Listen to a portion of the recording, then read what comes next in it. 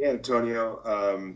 I saw that Aiden went through an on-field workout before the game yesterday. Do you feel like he's in line to be able to get back out there against Jacksonville, and or has maybe Desmond earned a chance to get another start? Yeah, he had a good workout. Just wasn't there quite yet to put him out there in that position. So we kept him as emergency quarterback, and I would say he's trending upwards to playing this week. AP, as you watch these losses all come for multiplicity of reasons, is there something behind the multiple different reasons that you're putting your finger on and identifying? The number one problem is turnovers. Number two would be execution in situational football, third down and red zone on both sides of the ball, and then penalties. Those are things that's kind of been the outlier throughout. But that's not to say that that's been the case in each and every game. There's been moments where we've had really good moments on third down and in the red zone. Go back a couple weeks against Kansas City, we held them 1-5. Last night, third down, we did a really good job versus Atlanta. But then there's other opportunities where, again, we have a opportunity, we get a turnover or a play and got the ball midfield. We're not taking advantage of those opportunities that we could offensively to put points on the board. EP, in your discussions of Mark Davis, have you gotten a sense of where he stands as far as your status goes? Me and Mark Davis talk often, and the conversation's been the same as they always are. Very positive.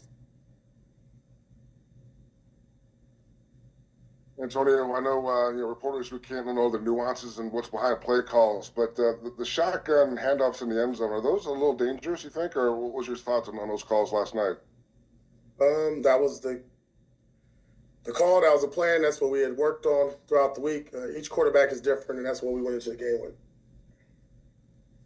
Do you, by looking at the film, were you able to identify what was going on with the special teams, why the Falcons had so much success getting to block the kicks? Yeah, it was miscommunication between our personal protector, our guards, and the center. Antonio, just going back to the positive, conversations with Mark Davis. Do you feel like you'll be back next year? Do you feel like you've made that case for yourself? I'm under contract.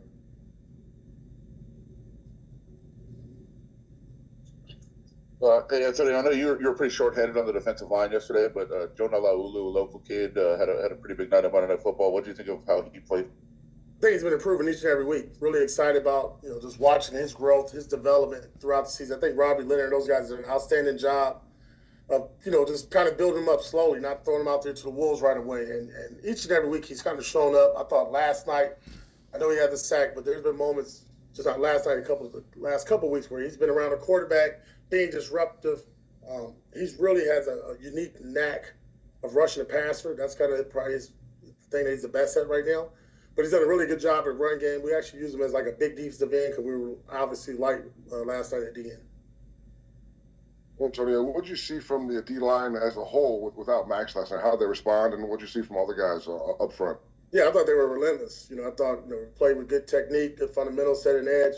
Really difficult tasks. With that offensive line, that running back, because he can hit you at every angle. But I thought for the most part, guys were getting off blocks. And then I thought the pass rush, we wanted to be disruptive, not just with sacks, but the pressures, being around the quarterback, making him uncomfortable. I thought you saw that last night as well. It took a bit for the wide receivers to get involved yesterday. What changed in the fourth quarter that was able to help them produce, and what did you see early on in the game that was holding them back? I think just the way the game flow went. Obviously, early on, we wanted to establish to run. So you saw a lot of that stuff. You saw some quarterback, some RPO stuff, things of that nature, quarterback movement. And as the game flow on, just getting familiar to what they were doing defensively, how they were handling Block and Brock Bowers and Jacoby. AP, specifically about Glaze, JPJ, and Meredith, your three young offensive linemen, can you discuss what you continue to see from them as maturation?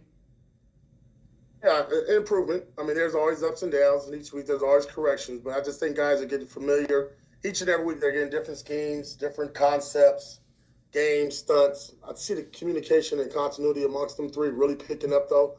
They're comfortable. They played a lot of football now. They started 10-plus games. They're almost getting there to that end of that rookie year. I know it's getting, it's kind of wearing on them a little bit, but I think they're doing a good job of taking care of their bodies and just constantly improving and grinding. Has there been an update on Sincere McCormick? I know he went out on an injury yesterday. No different than from last night.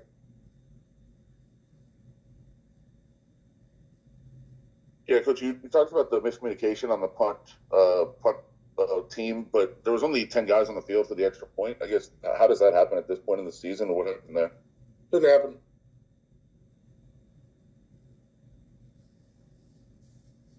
Coach, I think we're all set. All right. Thank you guys. Have a good one.